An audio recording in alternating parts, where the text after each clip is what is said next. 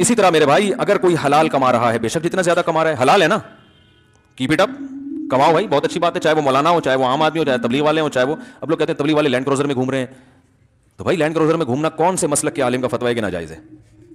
یہ اتنے بڑے بزرگ ہو کے ایسے اچھے کپڑے پہن رہے ہیں، ان کی پگڑی اتنی خوبصورت، ایسا شاہانہ لباس، گھر جا کے دیکھو کیسا لگژری ہے، بھائی کون سی حدیث میں آیا کہ لگژری گھر رکھنا حرام ہے؟ تو یاد رکھو جیسے اللہ کے حرام کو حلال کرنا حرام ہے، اسی طرح حلال کو حرام کرنا بھی حرام ہے، یہ بھی غلط ہے۔ آپ صلی اللہ علیہ وسلم نے اپنے منہ بولے بیٹے زید ابن حارثہ کی زوجہ سے نکاح کا ارادہ کیا، حضرت زینب۔ عرب کہتے تھے منہ بولا بیٹا ہے تو اس کی بیوی منہ بولی بہو ہو گئی نا، تو اس سے نکاح تھوڑی ہو سکتا ہے، تو اللہ نے فرمایا کہ جو منہ بولا بیٹا ہے وہ حقیقی بیٹا نہیں ہے، تو اس کی بیوی حقیقی بہو نہیں ہے، تو جب حلال ہے تو حلال ہے، لوگوں کی پرواہ آپ نے نہیں کرنی، لوگ باتیں بناتے رہیں، تو نہ حرام کو حلال کرنا ہے نہ حلال کو حرام کرنا ہے۔ تو بہت سی چیزیں جائز ہیں اسلام میں، لوگوں کو وہ بھی پسند نہیں آتی، اور خاص طور پر علماء پہ لوگ ایسی چیزوں میں بہت انگلیاں اٹھاتے ہیں، ابے یہ گاڑیوں میں گھوم رہے ہیں، گاڑی میں گھومنا کہاں سے حرام ہے؟ ابے یہ بزنس کلاس میں سفر کرتے ہیں بھائی، ہمارے نبی کے پاس تو جو کی روٹی نہیں تھی، تو اگر نبی کی اس سیرت کو دیکھنا ہے تو پھر تو بھائی گدھے کی سواری اور جو کی روٹی ہے اور ایک وقت کا کھانا ہے، وہ پیون زدہ کپڑے ہیں، ایسے مولانا کو تو آج مسجد والے برداشت نہیں کریں گے۔ تو وہ نبی صلی اللہ علیہ وسلم کی سیرت عادت کے طور پر ہے، لیکن جن صحابہ کے پاس دولت تھی، ان کا گھر بھی اچھا، ان کی سواری بھی اچھی، ان کے لباس بھی اچھا، ان کو نبی نے ملامت نہیں کی۔ اگر یہ چیز بری ہوتی تو سلیمان علیہ السلام پہ سوٹ کرتی ہے؟ سلیمان علیہ السلام تو اللہ کے بڑے پیغمبر تھے، شاہانہ سواری، ایسے خوبصورت تاج تھا حضرت سلیمان علیہ السلام، ایسا تخت تھا کہ ہٹو بچوں، بھائی وہ سادہ کرسی بھی منجی بھی بنوا سکتے تھے نا بادشاہ۔ بھائی سلیمان علیہ السلام یہ بھی کر سکتے تھے کہ جب اپنے دربار میں آتے تو ایک ٹوٹی ہوئی چارپائی ہوتی اس پہ بیٹھتے، کیا خیال ہے؟ کہتے یہ میرا تخت ہے، میں سادگی کی ترغیب دے رہا ہوں، یہ میرا کیا ہے؟ تخت ہے۔ وہ منجی ہوتی، چوں چوں کی آوازیں آ رہی ہوتی، سادگی تو اسی کو کہتے ہیں۔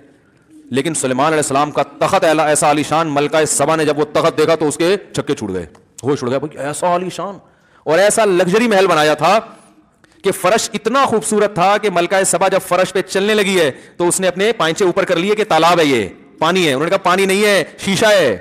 اس دور میں ایسی ٹیکنالوجی، یعنی بڑا لگژری فرش بنایا نا اپنے محل میں، کیا ہو گیا بھائی؟ تو بھائی اگر کوئی لگژری فرش بنانا بری بات ہوتی تو پیغمبر کوئی غلط کام کر سکتے ہیں؟ کیسا لگژری فرش بنایا سلیمان علیہ السلام نے کہ ملکہ سبا کہہ رہی بھائی یہ تو پانی ہے، انہوں نے کہا پانی نہیں ہے فرش ہے، پانی جیسا لگ رہا ہے، اتنا خوبصورت، تو کتنا سرمایہ خرچ ہوا ہوگا، کتنے پیسے لگے ہوں گے اس پہ۔ تو ملکہ سبا کو تو ہمارے دور کی ہوتی تو فوراً پیچھے ہوتے، آپ تو اللہ کے نیک بندے ہیں ہی نہیں، آپ جب اللہ کے پیغمبر ہیں آپ کو تو ایک ٹوٹی پھوٹی منجی پہ ہونا چاہیے جس میں نیچے نوارے کیا کہتے ہیں اس کو، اس کے رسے لٹک رہے ہوں، اس سے بلی کے بچے کھیل رہے ہوں کہیں بھی وہ لٹکا ہوا ہوتا ہے نا، بلی کے بچے کھیل رہے ہوتے، کیا خیال ہے؟ بلکہ چارپائی بھی نہیں ہونی چاہیے، نیچے زمین پہ بیٹھنے کا انتظام ہونا چاہیے۔ اور یہ کیا تاج لگایا ہوا ہے آپ نے، اور یہ دربار اور عالیشان اور ہواؤں میں مسخر، آپ کو تو گدھے کی سواری کرنی چاہیے۔ اور سمندر سے ہیرے جواہرات آپ جنات کے ذریعے نکلوا رہے ہیں، قرآن میں آتا ہے نا والشیاطین کل بناء وغواص، جنات کے ذریعے عمارتیں تعمیر کروایا کر، ہو سکتا ہے یہ احرام مصر جنات ہی نے تعمیر کی ہوں، ایسی بڑی بڑی عمارتیں تعمیر کر رہے ہیں، اور نیچے سمندر کی تہہ میں جا کے ہیرے جواہر، تو آپ کو ہیرے جواہرات کی ضرورت کیا ہے؟ سادہ زندگی اسلام میں ہے بھائی۔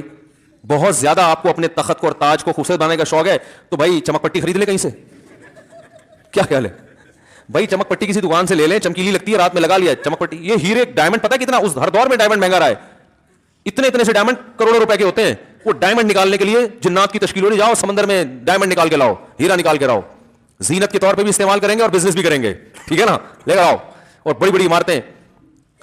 تو یہ اپنی طرف سے بھائی اگر اپنے پیسوں سے کر رہا ہے، ہاں یہ ضرور ہے، اور اپنی آمدن کے اندر اسراف یہ ہے کہ اپنی چادر سے زیادہ پاؤں پھیلانا شروع کر دے، پیسے ہیں نہیں اور فرش میں اتنا مہنگا ماربل لگا لیا، اب کھانے کو روٹی، تو جتنا جس کو اللہ نے دیا اس حساب سے وہ لگژری لائف گزار سکتا ہے۔ ہاں سادگی اسلام میں ترغیب ہے اس کی، تو سادگی میں دیکھو تین چیزیں ہوتی ہیں، بس یہ کہہ کے بات ختم کرتا ہوں۔ ایک ہوتی ہے ضرورت، ایک ہوتی ہے آسائش، اور ایک ہوتی ہے آرائش، یہ تین درجات ہیں۔ جیسے آپ نے رہنا ہے تو ضرورت تو اس میں ہے، ضرورت اس سے بھی پوری ہو جائے گی کہ آپ رات کے وقت کوئی خیمہ لگائیں اور کہیں سے کمبل ادھار لے کے سو جایا کریں، اس میں ضرورت تو پوری ہو جائے گی نا، بارش ہوئی تو اوپر چھپڑا ہوگا، یا مٹی کا گھر ہو یا چھوٹا سا معمولی سا گھر ہو جس میں بقدر ضرورت گیس بجلی کا روشنی کا انتظام ہو، یہ ضرورت ہے۔ آسائش کیا ہے کہ بھائی وہ آسائش کہتے ہیں آرام، آرام اس میں ہے کہ گھر ایسا بنا ہوا ہو کہ اس کو بار بار صاف نہ کرنا پڑے، واش روم کا انتظام ذرا اچھا ہو، کچن تمیز کا بولو بھائی بنا ہوا ہو، تو آسائش ہے بھائی، رہ تو لیں گے لیکن آرام سے رہ لیں گے، ٹینشن نہیں ہوگی۔ اور ایک اس سے اوپر کہتے ہیں آرائش، آرائش کا مطلب یہ کہ وہ ضرورتیں بھی پوری ہو رہی ہوں آسانی کے ساتھ اور دیکھنے میں لگے بھی لشپش، دیکھنے میں کیا لگے, لش بھی لگے اور پش بھی لگے. سمجھ رہے ہیں نا؟ جیسے یہ جو میں نے مثال دی ہے نا, یہ جو میں نے ابھی مثال دے رہی ہوں, لش اور پش کا جو لفظ میں نے استعمال کیا, یہ آرائش ہے, یعنی کلام میں کیا پیدا کر دیا, ایک حسن پیدا. حالانکہ جو مثال جو تھی نا وہ تو اس سے بھی پوری ہو جاتی کہ بس میں یوں کہوں کہ بھائی دیکھنے میں اچھا لگے, لیکن لش پش کہہ کے اس کو لش پش ہی بنا دیا ہم نے. تو اس کو کہتے ہیں آرائش. تو آرائش بھی جائز ہے, چھچور بنانا ہو ٹھیک ہے, کیا آپ نے وہ اپنی گاڑی پہ کلر ایسا کروایا کہ گولے گنڈے کی دکان بنا دیا پورا, اس کو بالوں میں گھر میں جاؤ تو لگتا ہے گولے گنڈے کی دکان ہے, یہ پھر چھچور پنا. چھچور پنے کا مطلب آج کل لوگوں میں ایک چیز آ رہی ہے, کمرے کی اس دیوار کا کلر کچھ اور ہے, اس کا کلر کچھ اور ہے, اس کا کلر کچھ اور. ابے کیا کر رہے ہو, یہ کوئی زینت تھوڑی ہے, یہ تو آپ کے امیچور ہونے کی دلیل ہے. یہ چیز یہ سادگی کے خلاف ہے. جائز یہ بھی ہے, آپ چاہے پورا گولا گنڈے بنا دیں اس کے اوپر, جائز ہے, ناجائز نہیں ہے, لیکن یہ شریعت کا جو مزاج ہے نا سادگی, اس کے خلاف ہے یہ کہ نیلے پیلے کلر کیے ہوئے آپ نے ہر کمرے کا کلر. بھائی ایک کلر کرو, بہت زیادہ ہو گیا ڈرائنگ روم میں, ایک تھوڑا سا چینج کر دو, نیلے پیلے وہ تکیے ایسے ایسے ہیں گلابی کلر کے ٹھیک ہے نا. تو یہ چیز سادگی کے کیا ہے, خلاف ہے. تو خیر یہ موضوع بہت طویل ہے. تو اسراف اور بے دینی جب ہوگی جب اپنی آمدن سے زیادہ, آپ کی اتنی آمدن ہے نہیں اور آپ اتنا لگژری گھر بنا لیا, آپ نے کھانے کو روٹی نہیں مل رہی اور آپ نے ایسا لگژری گھر بنا کے خوش ہو رہے ہیں. بھائی اپنی اوقات کے حساب سے بنا لو جتنا اللہ نے دیا ہے. تو حلال کو حرام سمجھنا بھی میرے بھائی کیا ہے, تو یہ بھی شریعت میں تبدیلی کہلائے گی. جو زینت جائز ہے وہ جائز ہے, جو ناجائز ہے وہ ناجائز ہے. تو ہمیں اس پہ حدود میں رہنا ہے, اخپل طریقے سے شریعت کو ڈیفائن نہیں کرنا ہے ہم نے. اللہ تعالیٰ عمل کی توفیق عطا فرمائے. تو یہی مطلب ہے بدو لو تدہنوا فیدہنون, کہ آپ کو تبدیلی کریں ہم بھی کریں. تو بھائی تبدیلی شریعت میں چینجنگ نہیں ہو سکتی, جو جیسا بنا دیا اللہ نے ویسے ہی رہے. سوالات ہیں بھائی, جو جانا چاہیں جا سکتے ہیں. حضرت ہر گھر میں 4-5 لڑکیاں بیٹھی ہیں جن کی شادیاں نہیں ہو رہی, اس کی کیا وجہ ہو سکتی ہے؟ وہی وجہ ہے, ایک سے زیادہ شادیوں کا رواج نہیں ہے معاشرے میں. سمجھ رہے ہیں؟ جب تک یہ رواج نہیں پڑے گا یہ لڑکیاں نہیں نمٹیں گی. کچھ بھی کر لو, جو جانا چاہیں جا سکتے ہیں. یہ سوال جواب کا سیشن شروع ہو رہا ہے, تو جو بیٹھنا چاہیں وہ بیٹھ بھی سکتے ہیں, بیٹھیں گے تو اور ثواب مل جائے گا, جانے جائیں گے تو بھی کوئی گناہ نہیں ہے. مفتی عبدالرؤف صاحب سکروی رحمہ اللہ مدظل العالی نے ایک کتاب لکھی ہے. کتاب کا نام ہمارے 3 گناہ. نمبر 1 وضو میں پانی زیادہ بہانا. نمبر 2 مسجد میں دنیاوی باتیں کرنا, بچوں کو صفوں سے ہٹانا. تو آپ ان تینوں گناہوں کے بارے میں کچھ بتائیں. بھائی وہ کتاب میں نے پڑھی نہیں ہے.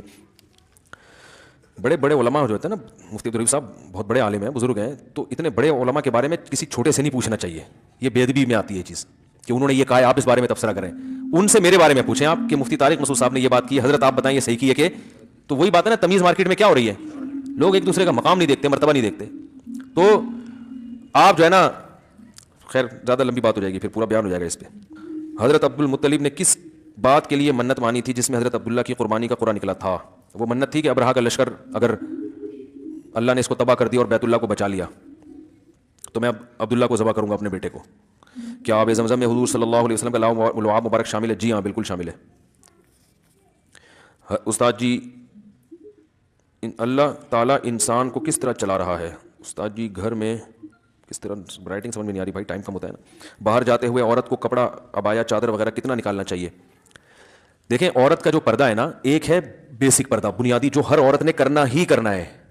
وہ کیا ہے کہ پورا جسم چھپا ہوا ہو سوائے چہرے اور ہاتھ کے. یہ تو پوری امت کا اجماع ہے کہ اتنا پردہ تو عورت نے, بولو بھائی, کرنا ہی کرنا ہے. اس میں کسی کا اختلاف نہیں ہے. بال نہیں کھول سکتی, کلائیاں نہیں کھول سکتی, پنڈلیاں نہیں کھول سکتی, پاؤں, چہرہ اور ہاتھ. یہاں تک سمجھ میں آئی بات؟ یعنی یہ تو اس کا تو آپشن ہے ہی نہیں سر کے بال کھولنے کا یا سر سے چادر ہٹ جائے. دوسرا ہے چہرے کا پردہ. تو چہرے کے پردے کے بارے میں علماء کا اختلاف ہے.